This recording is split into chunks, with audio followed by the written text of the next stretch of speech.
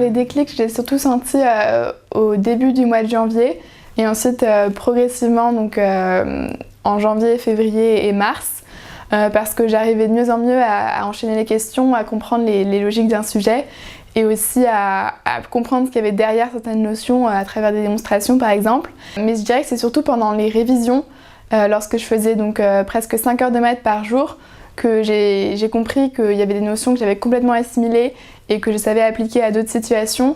Et ça m'a beaucoup donné confiance. Donc ça m'a permis d'être plus sereine pendant les concours parce que je savais qu'il y avait... Enfin les maths c'était pas encore, enfin toujours pas mon point fort, mais qu'il y avait des notions qui étaient très solides et qu'il y avait de toute façon des points à avoir dans beaucoup de sujets.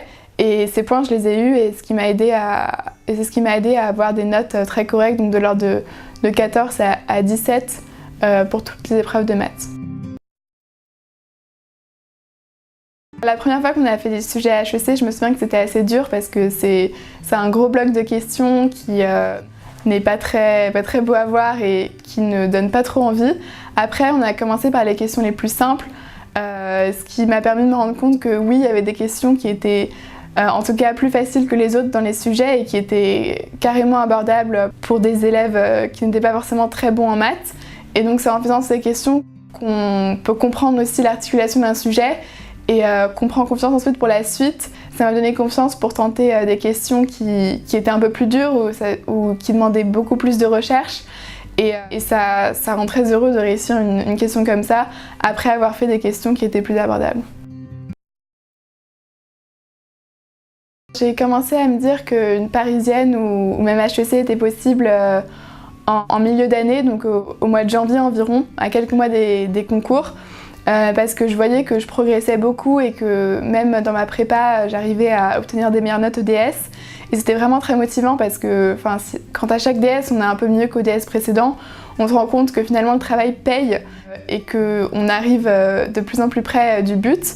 Après, c'est aussi pendant les oraux que je me suis rendu compte qu'au final, on n'était pas tous des bêtes de concours et que beaucoup d'autres personnes étaient finalement comme moi. Il y avait des difficultés en maths, mais aussi dans d'autres matières. Et c'est ce qui a démystifié un peu donc à la fois les concours et aussi certaines écoles, parce qu'au final, la plupart des gens qui ont intégré HEC ont eu au moins une note en dessous de 10, et souvent c'est une note en maths même, parce que l'épreuve est juste tellement dure qu'on ne peut pas exceller partout. Ce que je pense que Greg m'a apporté, c'est aussi beaucoup de confiance en moi.